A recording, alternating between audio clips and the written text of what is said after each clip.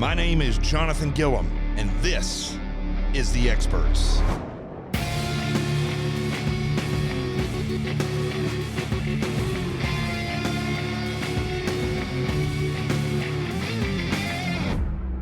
How is your role as vice president in charge of policy in Ukraine and your son's job in Ukraine? How is that not a conflict of interest? It's not a conflict of interest. There's been no indication of any conflict of interest from Ukraine or anywhere else. Period. I'm not going to respond to that. Let's focus on the problem. Focus on this man, what he's doing that no president has ever done. No president. What has he done? This is Jonathan Gilliam, and this is The Experts. The truth has arrived as always. I don't know what he thinks the president has done. Well, he doesn't think the president has done anything. I mean, that is a Joe Biden political lie right there. That's how he sidesteps. That's what that is. Anybody that doesn't realize that about Joe Biden, you need to get into the game, because the reality is with Joe Biden and all of these people, that is politics 101. They don't answer the question. I mean, this has been going on for as long as politics has been around. But now, because of social media, because of media in general and the way that people get their information, nobody strives for truth, which is really strange. Isn't it strange that the more available the truth is, well, actually, the more available lies are as well, but people they default to the lies. And somebody like Joe Biden and there's just a nonsense in the way that he deflects these questions and the answers it's mind-boggling how people don't insist. I mean, they are rioting, literally. They are burning down Louisville. And you remember, I was on yesterday, and I've been on before, discussing my disapproval of police tactics.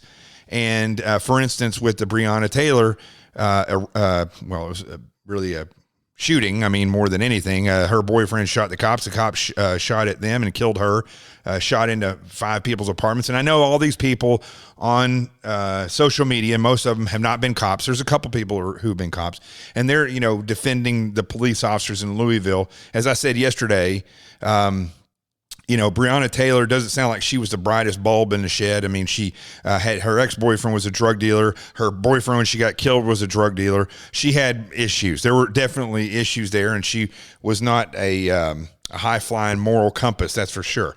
But as I said yesterday, the tactics in law enforcement have to evolve, because we have to be able to look beyond, we got a warrant, let's act on it right now. We have to start looking at things from the perspective of, let's ensure safety for the surrounding public, and let's also not start a riot and burn the city down. So we have to start thinking about things in that manner. And really just the tactics need to evolve. If you want more about what I have to think about that, just listen to yesterday's show.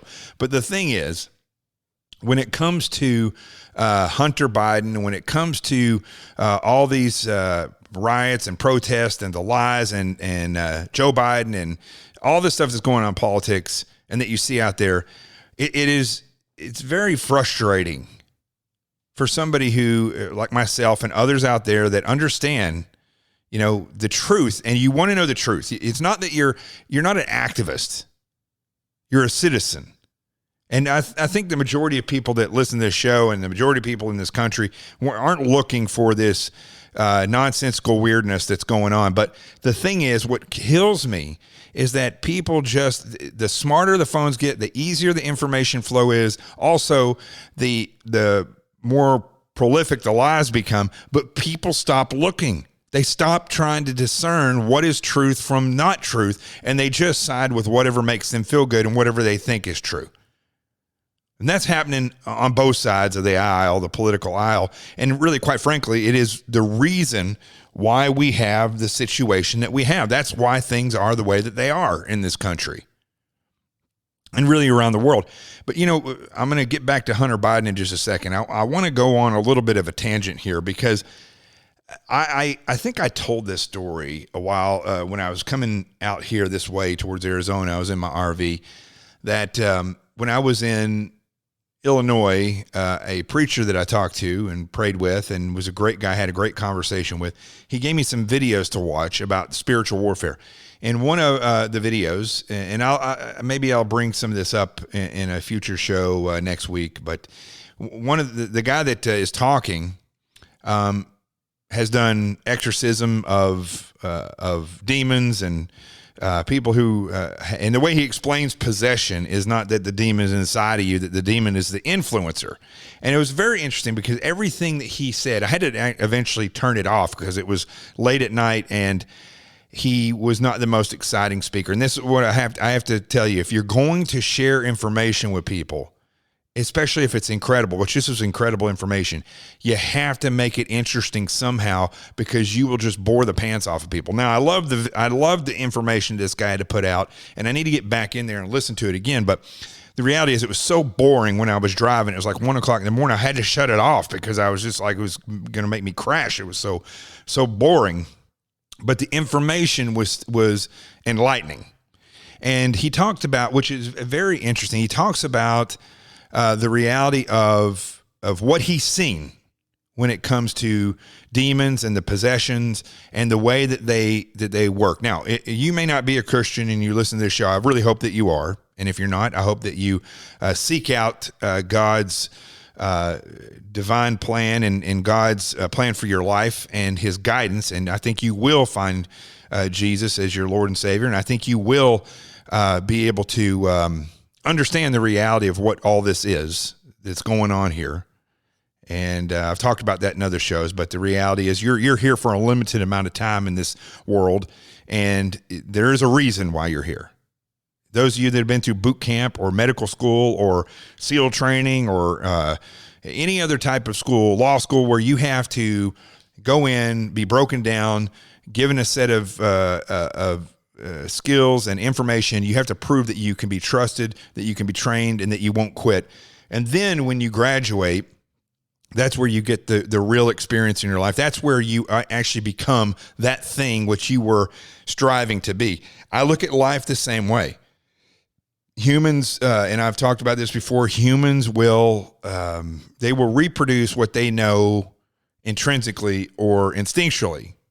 And that's why I think we've created, boot camp and medical school and all these things the way we have, the way we mentorship, the way that we put people through apprenticeships, for instance. It's always the same. And when you look at life, it's very similar. We all go through the same thing. Some people succeed, some people fail. But anyway, as I'm going along with this, and I really recommend, if you are a Christian or not a Christian, that you seek out the reality of demon possession and the spiritual warfare that's going on in the world and why it's going on in the world. But when this guy was describing this stuff, it was fascinating to me, even though he was boring. And it was what was so fascinating about it is the description that he gave of the behaviors of people who were demon possessed and the description of how he had come to understand how demons work. For instance, there's a hierarchy. There are the I don't know if you want to call them lowbrow, but there's the ones that are the manipulators. There's the ones who are there's in and around a person that gives themselves over to this. There will be groups, not just usually one, there will be many, and they work in a hierarchy or a rank structure. And there's the middle management ones. There's the ones that consider themselves to be very elite. And when you look at the behavior of the people in this world, and let's just concentrate on this country and this nation, it is very predictable. It's very predictable. In fact, when he was describing this stuff, and this was an older video before all this stuff occurred, as he was describing the mannerisms of people that were possessed, it was this. It was exactly this. And I've seen other shows and read other stuff about demon possession. And the thing that's always stood out to me is uncontrollable behavior, the screaming, the coordination. That's the biggest thing. People, when you get groups of people who have allowed themselves to be in a position where they can be influenced by these demons, their behavior is coordinated. And again, as he talked about, he didn't allude to the coordination of different demons, but and different people, but he did talk about their uniform behavior. The different people that came in there had certain characteristics all the time. And I found that fascinating because if there's one if there's more than one person that comes in and they have the same characteristics because they're being influenced and given over to these demons, then the chances are, if you got 10 together, that their behavior would be similar. It would be very, very structured. And we could theorize that if you took 10 groups of 10 that were possessed and influenced, and you spread them around the country, that their behavior would be the same. That it would seem chaotic, but within that chaos is actually uniformity. And that's what we've seen. We have seen that through the chaos, there is uniformity, that the chaos in and of itself is uniform, and it's controlled. And it is controlled in a way that,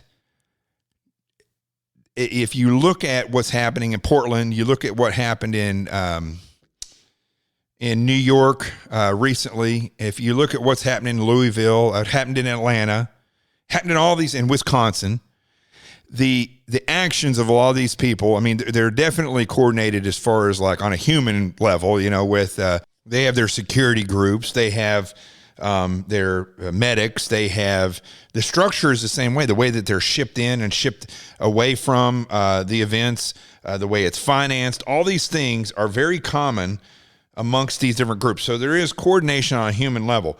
But the thing that is so interesting to me, and it directly correlates with what this gentleman was talking about in this video that I watched, is that the behaviors are so coordinated and so similar that I just can't, for the life of me now, after, you know, being around and meeting people and spending all these years in law enforcement and military and as a civilian and the media, and seeing the way that people are affected and influenced by information and by trickery, now seeing what I see with these people, the volatile aspects of their behavior, the uncontrollable screaming, the uniformity in the language that they use, and the hatred that came out of nowhere. I mean, listen, I understand politics and special interests and people who are special interest voters.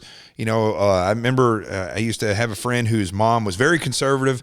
Actually, everything she thought was conservative, with the exception of one thing: pro-choice. And she would not vote ever for anybody that did not believe in abortion. And that was her hang-up. She would totally deny the ability of somebody to do what's best for this country just strictly based on abortion. And so I get that. I understand regular political discernment where people decide upon, you know, their own knowledge or their own analysis of what it is that they feel the country needs, and they make their decision. And you could have 1,000 people think the same way. But never have I seen, and I know you feel the same way, I've never seen uncontrollable anger like I see now that is in effect uniformed chaos. I, to my knowledge, have only seen this throughout history. You know, here and there you hear about stories, you know, the different places where things have occurred, where massacres have occurred, or where people not revolt. I mean, typically a revolt is based on something that is actually tangible. But in the case of the hatred for this president, it is on almost a demonic level. Well, I wouldn't say almost. It is a demonic level. They don't even understand. You talk to people who hate this president, and when you get to the nitty-gritty, they cannot come up for a reason that is provable. They may say, you know, because he's a rapist, or he, you know, because he is a racist. They will deny any of the evidence to show the opposite. They will just deny it. They won't even see it. But when you try to press them on what they do believe, they have no evidence for that. And when you listen to like what Joe Biden says and the way that he puts it, when they were questioning him there earlier, you know, I always found that when I question somebody and I throw an accusation out there and their response is, "You have no proof of that," that typically is a sign to me that there's something going on there. You know, because innocent people will say, this is crap. I didn't do anything. Why are you saying this? I'm not involved in this. Look, there's no evidence that points to me here. You shouldn't be here because I didn't do anything. You know, that's not what they say. That's not the way that they put it. He himself says in that soundbite that I played at the beginning, there's no indication that we did anything or that there was anything wrong. No indication. Well, that is the oddest response. But then turn around and say that we need to focus on blaming this president for something that there's really literally been nothing but accusations. That's it. There's no proof. There's no nothing. With Joe Biden, with Hunter Biden, there's all kinds of proof. There's all kinds of evidence. But nobody's interested in that in media, so they don't report it. So people don't believe it. But getting back to these actions, these behaviors, and the level of the rank structure and the level. You see, it's not just those people who are yelling and screaming. I mean, those people are obvious, and they're a very radical demonic spirit that's affecting these people. Listen, I've looked at all the different angles of this. Okay. I've looked at all the different angles. I thought about, you know, these are people that are ideologically indoctrinated. These are people that came up with the same type of, you know, concept of what right and wrong. And so they're on the same page, and I don't see it. I don't see where the evidence is for their beliefs to be this angry and to be this distraught and to come up with these tactics in order to fix what they feel is broken in society or in the country. You're not seeing any rational thought. However, I keep saying this over and over again. There's no rational thought. It's very destructive. It's very violent on a massive scale. But within that chaos is organization and repetitive behavior. I can sit here and say that, again, because of the indoctrination through the Department of Education and how these teachers' unions have influenced the way people think on a national and really global scale. But even that would not explain, I don't believe, the indoctrination would not explain the uniformity of the chaos. Chaos is a very difficult thing to get under a uniformed structure because it's chaotic by nature. But this chaos is actually organized. It is it's populated, and the actions in there, like for instance, something happens over here in Wisconsin. They're going to bus people in. They're going to fund it. They're going to do all these different things to get the people there, and then their actions are exactly the way they are in Portland. Their words are the same exact way they are in Rochester, New York, or down in Atlanta. The crazed look in their eyes, the screaming, the vulgar language, the absolute disrespect and crazy ideas that they come up with about defunding police. All of this, to me, shows incredible uniformity within the chaos. And I don't believe that can be scripted. I don't believe that uniformity of that behavior can be controlled by the same people who are organizing the event. It's just too many people and too many individuals spread across the entire country and the globe. I don't see it as something that is humanly controllable. But it's humans that can be controlled uniformly if there's demonic spirits involved or entities that are not, that basically are working on a completely different level of influence and control. Now, the other thing I saw in this particular video, and I've seen it in other videos and interviews and read about it in different publications, is the level of hierarchy within these demons and the difference in behavior by people that are influenced. You can call it possessed, but influenced by different levels of this rank structure. And I think that's the other thing that you can see. Now, listen, this whole thing is theoretical, right? And I'm sure there's going to be people who listen to this and say, this guy's crazy as all get out. I'm not crazy. And I've looked at all the alternatives, like I said just a minute ago. And the reality is that this is something that It's just another potential theory of explanation. Why would we rule out something? Why would you rule it out if you can't prove it yes or no? Why rule it out? Because when I look at the levels of authority and I look at of demonic possession, and I look at the way that the media people, the politicians, the big money donors, the community activists, there is a level of authority. Certain people bow to other people. When I say bow, they take their instruction from them. Their behavior, this is the most fascinating thing. Their behavior is uniformed based on the level that they are working in these groups. Now, that's something that should make you pause for a second and look at this, because just like you watch TV and you see the uniformity, you see these video clips of people doing different crazy things, and they're becoming more violent together. It's not like that person over there is more violent and nobody else. You know, that person in Portland, that person in Wisconsin, that person in Atlanta, these people are becoming violent at the same time. Uniformed chaos. And when you look at the people above them, the people that organize, I've seen videos with these people that are organizing them. They are just as crazy looking. They have just as much of a hatred of this president and of typically of God and Christianity.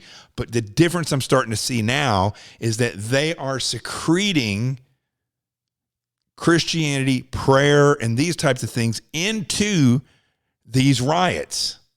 I saw a video today in Louisville, in Kentucky, where these riots are happening, and they had a preacher out there, and he was preaching and praying to this crowd. So the crowd was becoming more uniformed, and his voice is the same as I've heard at other locations. So now they're secreting uniformly across the board. They're secreting this type of prayer and spirituality into it.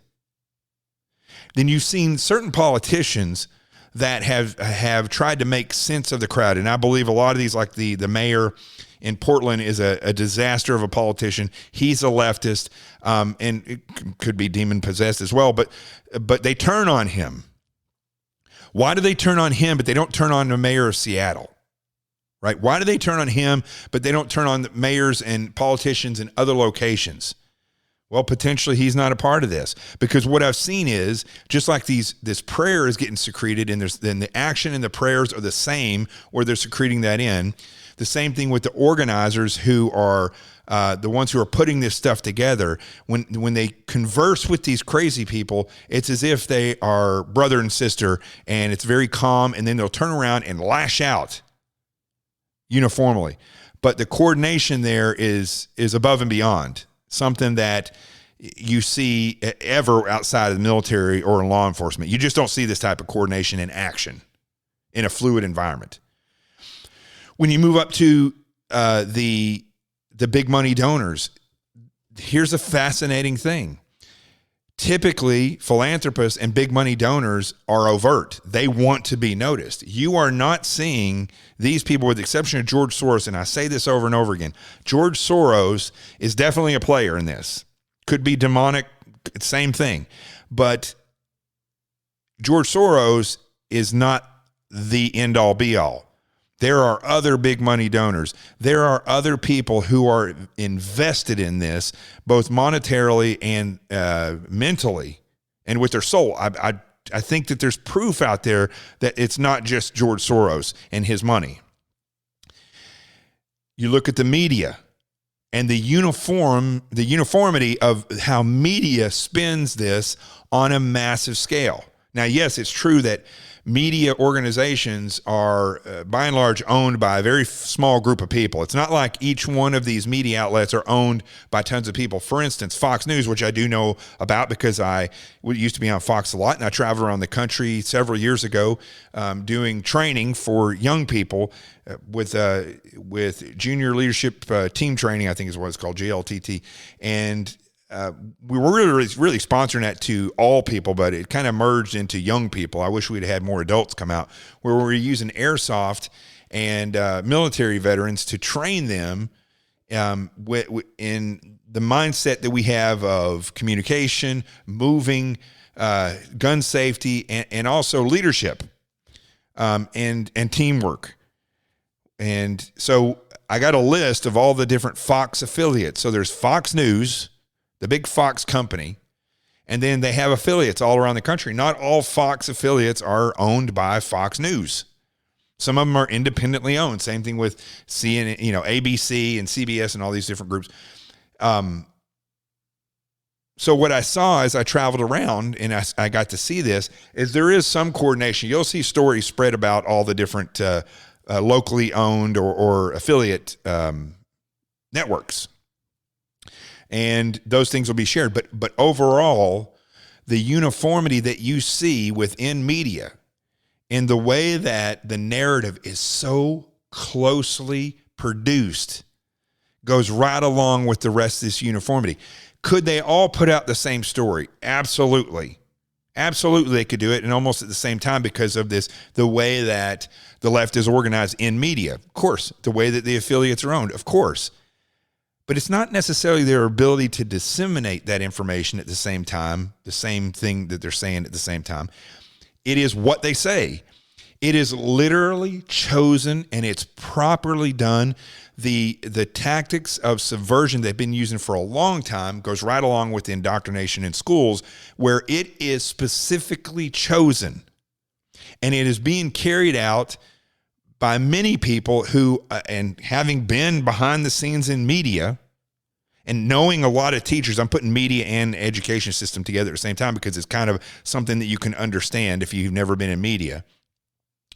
The uniformity of this deception is such that human beings trying to do this covertly would be, it's almost impossible. You didn't see in Russia and in the Germans, yes, they did subversion, they did things covertly, but once they got to be so powerful to a certain extent, they didn't try to really hide it. They wouldn't admit it, but they didn't really hide it. And you can clearly look back and see that they were pushing up the communist agenda or the fascist agenda. Here, when it comes to the media and when it comes to indoctrination of the youth, it is so uniformed that our own military or some type of service could not do it on a massive scale unless it had some type of hypnotic effect where people just do it unknowingly, unwittingly. They just follow the lead, whatever they're given,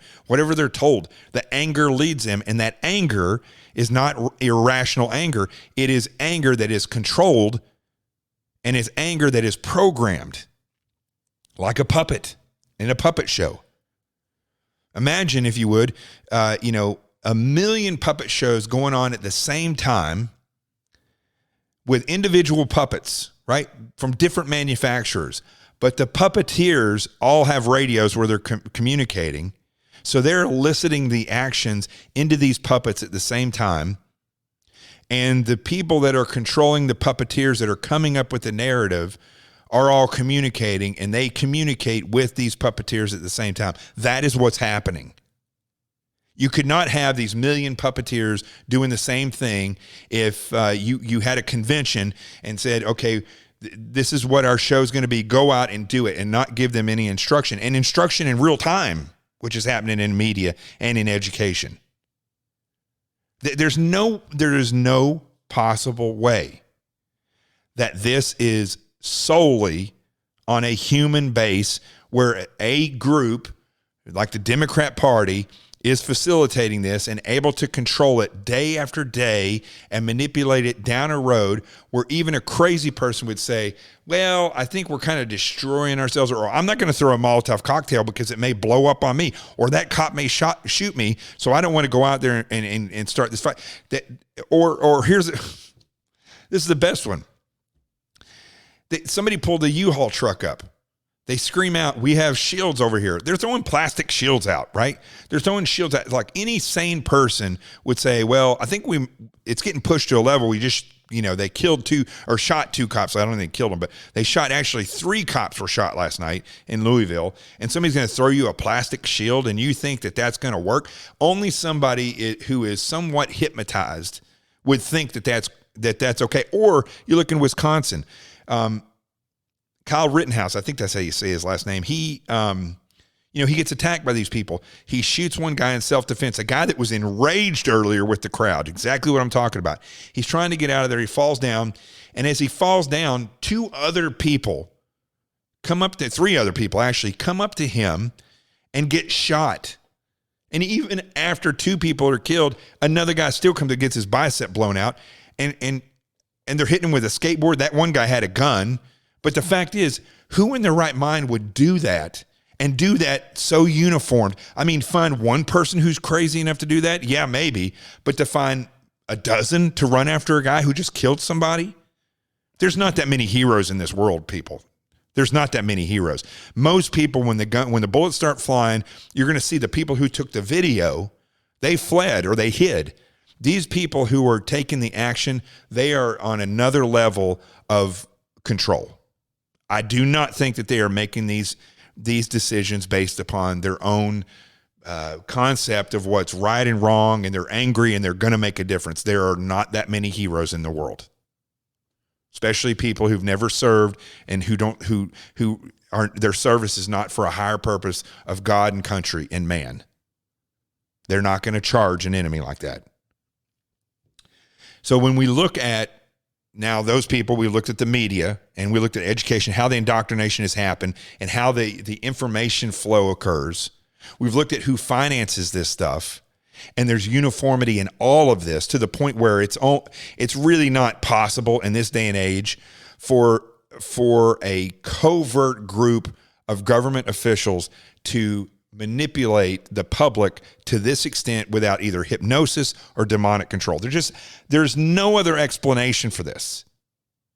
But listen, there's more.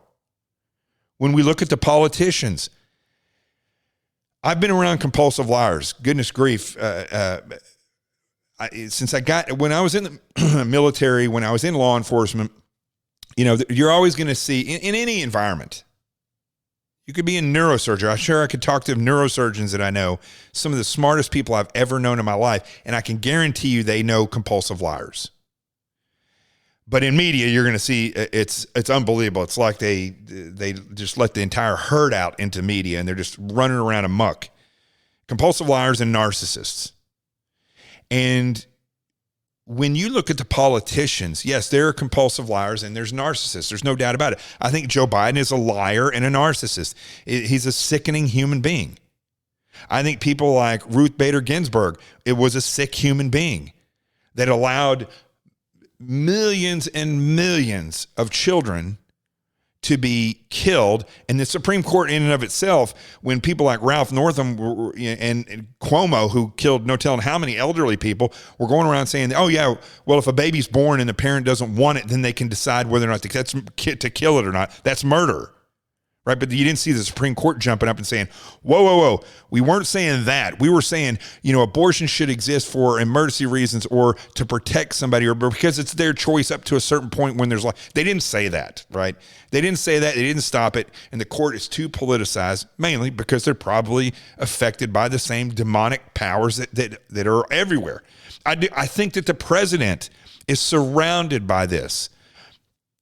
I don't think that the president is affected by this, and it's remarkable. It's remarkable because he's got the thickest skin out of any human being I've ever seen. Somebody that can take this nonsense. But I do believe a lot of the people, not necessarily in his cabinet, although there probably are people and have been people who are just that way, and some of them are probably who you think are the most religious people out there. But people on the local level, I've been bitching and complaining on this podcast about how I go from state to state and I meet with different Republican groups, and it's shocking how far up their asses their own heads have gone, where they don't even realize what's happening. They don't realize that, whoa, maybe we should start coordinating people because we're the only real voice in politics of the conservatives and Constitution and this the keepers of the Constitution. They don't even realize that. You talk to most of these Republicans, they just love themselves and they love the establishment. They love whatever the candidate is that they're behind. They just love them. Meanwhile, it's like a bunch of cats in the background of conservatives with no structure whatsoever. They're sitting there back there begging, what do we do if this goes any further? What are we going to do? Nobody has an answer. On the other side, you have the Democrats who their people say, what do we do next? And they say, okay, get in line over here. You're going to react like this. You're going to do this. You're going to pay this money. You're going to put all your effort in here, and you're going to scream and be really like it's uniformed across the board. Nothing on the right. That in and of itself is demonic. I hope you hear that. I hope you heard that. The stuff that's happening on the right is just as demonic. Hey, don't worry about it. Hey, you're comfortable. Hey, you don't have to worry about going out and supporting the president. You don't have to worry about getting together and having dinner with other people and deciding this is where we draw the line. I saw today on a video, I don't know where it was at, but a preacher being arrested by cops because they had an outdoor service. And it's all over the internet. You're probably going to see it if you haven't already. This is what I want you to concentrate on. You know, they're out there. There's two things about this video that really bother me. Okay, actually, there's another video where a woman's getting arrested and tased at a football game because she didn't want to wear a mask. Now, that's a totally different thing than worshiping. But here's the coincidence, or here's the commonality between the two things.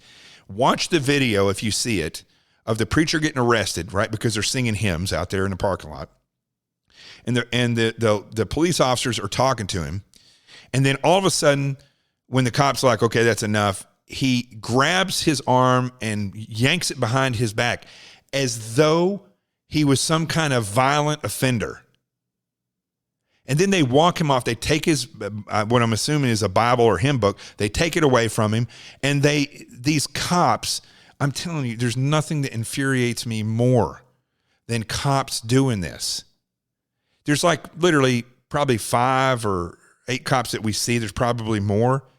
And they're not going to stand up to a mayor that's telling them to go out and do something that is obviously a constitutional violation. Obviously. There should be no stoppage of worship. I don't care how bad the virus is. Locking down is one thing and saying, no, you know, we're not going to go out. Or even talking to these people and saying, listen, I'm your mayor. It's my job to make sure that, the city is safe and that authority is adhered to.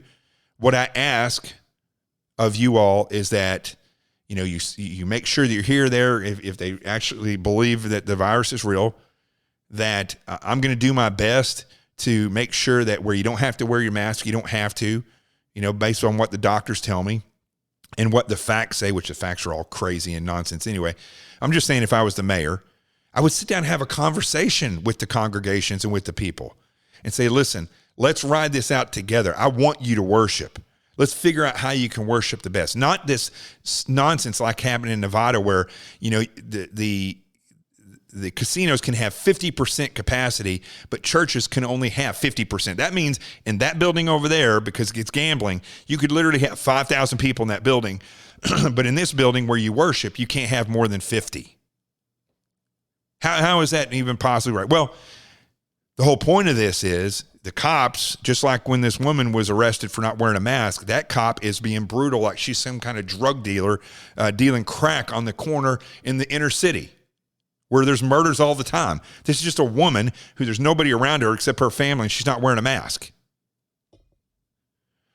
So that's one part, is the behavior of these cops. It's almost as if they're demonically possessed because it's uniformed across the board. Wake up if you're a cop, okay? The other thing is the people on the right. Where are you? How is this not infuriating you so much on a massive scale that you all aren't spurned into action? Where you're saying no more. You're not going to touch preachers. You're not going to stop a congregation. You're not going to beat up a mom at a football game because she doesn't wear a mask. You come up with rules and standards, and if you have to escort her out of there, that's fine. But I was watching that video with all these people in both places, and nobody was taking any action. I hate seeing a grown man, when a woman is being harassed, that does nothing. And in that video of the woman that's getting arrested at the football game, there were grown men there doing nothing. They just sat there and let the cop. Listen, I was a cop. I believe in authority, and I believe in respecting authority. But there's a point when cops stop. They go outside of their authority, and they go to a point where their actions actually bring disorganization to the environment in which they police, or it actually causes more of a security issue than it solves. And I'm sorry, I know I've been a lot on cops recently, and I've been to a lot of Back the Blue rallies. Again, a lot of my friends are still in FBI and on the police departments, and I'm here to tell you, folks, I'm here to tell you, officers, I'm here to tell you, agents, your support is going to dwindle quickly unless you start becoming very vocal. But the thing is that we need to stop with these Back the Blue rallies. Oh, what did I just say? People are going to be all shocked because I said that. We need to stop with the Back the Blue rallies. We need to start having Constitution rallies. We need to start having freedom rallies. Within those, we can add Back the Blue. Definitely. The police are on the front line of this demonic movement. However, the reason all this is happening is because the other side of this demonic movement is that you're being told, don't do anything, you're going to get in trouble. Yeah, you're free. It's happening over there. It's not happening with you. Don't worry about it. It's better if you just stay at home and be angry. And then what happens? You end up fighting with somebody, breaking up, marriages dissolve, kids leave home and run away. All this stuff, people lose their faith. All this stuff is occurring because the masses in this country are either being convinced that they're angry or they're being convinced that they don't need to do anything about it. Now, this is my analysis, right? From an investigative standpoint, I'm looking at this and I'm saying there's too much uniformity to this. There's too much uniformity in the anger. There's too much uniformity in the way it's funded, in the way it's organized, in the way that the echo chamber works, in the way that these politicians, which I don't know if I got to this point, but the politicians, Joe Biden is a liar. He's always been a liar. Ruth Bader Ginsburg was a bad person. But these politicians and the games that they play have become so uniformed that it's like watching a magician on stage who's not that good. But the crowd loves them. This is the only way I can explain this. I put a picture up yesterday. I made the picture. I saw an interview on Fox Business. It was on, somebody had posted it on Facebook, with Matt Gaetz from Florida. I'm no fan of politicians, period. Who knows? Maybe one day I'll be a politician. I don't expect you to worship me, or if somebody posts something that's funny, I expect you to laugh at it. Don't worry about taking up for me. Hold me to a standard of I'm doing my job, and then when I leave that job, you can look back and say, wow, he did an amazing job, or he didn't do anything. It wasn't a job for him. Don't worship these people. Don't try to think that you're the guy who or the girl who takes up for them and works their cause. The country's in the position we're in because of that. You have to hold these people to a standard. So anyway, in a joking manner, which I'm no fan of Matt Gaetz. I think he's a media whore, and I think he has done very little to stand against this stuff that's going on because he's very young. He's done really relatively nothing besides being politics. So anyway, none of that was my motivation behind making that picture. I made the picture because he looks just like Butthead from Beavis and Butthead because his hair is like 3 feet high. So I took the picture and then cropped Beavis in there and I have kept the Chiron on the bottom, the lower third from Fox Business. And it looks like Beavis and Butthead were on Fox Business, but Butthead is Matt Gaetz. I thought it was funny. And by and large, people thought it was funny. But some people on Facebook were so taken back by that. I couldn't believe you did this. You must have been compromised. You must be a liberal now. No, I'm not a liberal. I just deleted that person and banned them from my Facebook page. Anybody says that, you're going to get banned, all right, because you're an idiot. Nobody. See, the thing about me is that the difference from all these people I've been talking about, and hopefully you're the same way, is that you can't nail me down to one thing because I'm an independent thinker. I look at what's effective. That's my goal in life. Is something broken? How do we come up with an effective solution? Can I come up with 3 alternative solutions and pick the best one? That's the way I learned that in the military. That's why I try to work. Same thing as when I want something, which is rare. I'm very frugal with my money. But if I really want something and I have to have it, can I afford 2 of them? If I can't afford 2 of them, if I can't afford the payment, at least 2 payments, double the payment a month, I'm probably not going to get that. I'm not somebody who goes out and spends beyond my level that I can afford. So I'm a frugal person. I can't be nailed down to a specific thought. I am a conservative. I'm a constitutionalist. But when it comes to politics, it's fair game. Listen, if the president started going off some deep end, I would be very critical, and I have been critical of him in certain circumstances, but I'm also one of his biggest supporters that there is. So you have to step back and ask yourself, are you following some kind of emotion? Where's that emotion coming from? Who's controlling this? Are you in control of it? Are you literally lining up like the sheeps to the slaughter? Or are you a free thinker?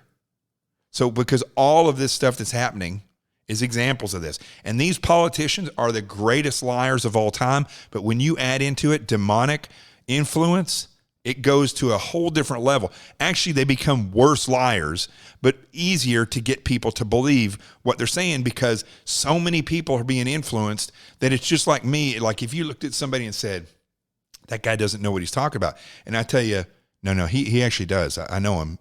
He actually knows what he's talking about. You might say, well, based on who Jonathan is, okay, I'll give him the benefit of the doubt. And then you will start to change the way you see that person. That's called influence.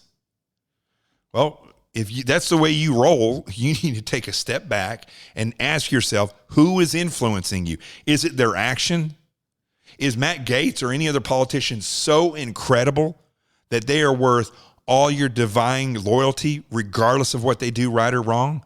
If that's how you feel, you may be influenced by things other than their actions. And you may want to take a step back and think about that. So, listen, there's way more in-depth discussion that we could have about this.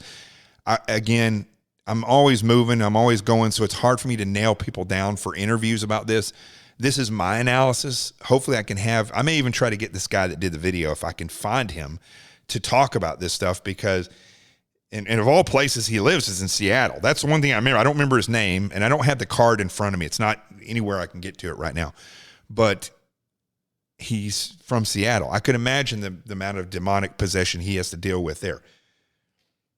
But here's one thing I want to leave you with as far as this goes that's very interesting about this, is that he talks about how sensitive these demons are and how they want to be called by their name. They want you. They're very egotistical, very narcissistic, just like the people and the behavior, the people that we see out there that are the loudest. How many teachers out there right now in earshot of this podcast are conservative, and they know that if they talk about their conservatism in school, that it may not be that half or more of the people are liberal, but the loudest ones, the most narcissistic, egotistical weirdos, most of those people you would never hang out with. They just look weird, act weird, and they're very dominating personalities. I theorize, based on my analysis and experience and training and investigations, that these people have been given over in large part to the same demonic influence that's causing the problems in these riots in the inner city. Inner city, you go to every inner city in this country and really around the world, it's the same behavior, the same issues. It's the same mindset. People have just given over to learned helplessness, believing there's nothing they can do about anything. And they give themselves over to, oh, listen, I'm going to have 20 babies with 20 different women and not marry any of them. So what? That's the way the mindset is in the inner city. So there's uniformity to that. There really is. Now, listen, before I end the show, I want to make sure, I'm not going to do a commercial for this stuff, but It's kind of like a commercial, but make sure that you get my book, Sheep No More, The Art of Awareness in Attack Survival. The way it helps you see things from the attacker's point of view, I literally think, especially after listening to this podcast, is going to help you understand this. You can get it at Amazon, Barnes & Noble, anywhere books are sold. There's 2 workbooks that go with it. But the book shows you how attackers look at you, how they systematically plan their attacks and utilize your vulnerabilities against you. And so when you look at yourself and your vulnerabilities from the attacker's point of view, you see everything completely different. I honestly believe if you read that after you listen to this and then come back and listen to this podcast, you may actually see a lot more of what I'm talking about than you did before. I do believe that when I wrote that book, I wrote it in 3 weeks based on 20 years of experience. But I believe that book was a true blessing and God was speaking through me when I wrote it. I think that it was meant to be here when it came here and people could really utilize it now. There's also a kid's book, The Adventures of Team Little Bigs, a parent's book for children. You check them all out online. And then also, again, I want to keep putting this warning out about Facebook, Twitter, Instagram, all these things. They're going to change here pretty soon. I can guarantee you over the next 40 days, things are going to change in social media. The scrutiny is going to become very heavy. In fact, Facebook has said October 1st, their terms of service are going to change. So you may end up getting kicked off for saying the wrong thing. Go to connectzing.com. That's connectzing.com. It's one word. It's still a work in progress, but my good buddy Drago, who was a Polish citizen and put in a Polish prison for 3 years for being part of the Freedom Underground there, he came to the United States, became a citizen, and became a Navy SEAL for 20 years. Now he's a programmer, and we've worked together to come up with this social media platform that's just incredible. And it's a work in progress again. It's getting better all the time, but it is an alternative that you can go to other than Parler. Parler's got its issues, but nobody's going to understand the importance of freedom of speech like Drago. Guarantee you that. So go check all that stuff out. So here's the thing with the show today. What I want you to take away from this. I want you to think about the uniformity of all the actions of these people who are rioting around the country, whether it's happening in Portland, in Wisconsin, in New York, in Atlanta, no matter where it's happening, the uniformity of the chaos is very telling. When you look at the echo chambers in media, when you look at the politicians and their lies, there's uniformity in it all. Now, can humans make something so uniformed, so progressive, so fast? It's possible in a war zone. It's not really possible in a free country unless, and I'm going to say it, demonic influence is there. I'm Jonathan Gilliam. This is The Experts. The truth has arrived. Peace, and we're out of here.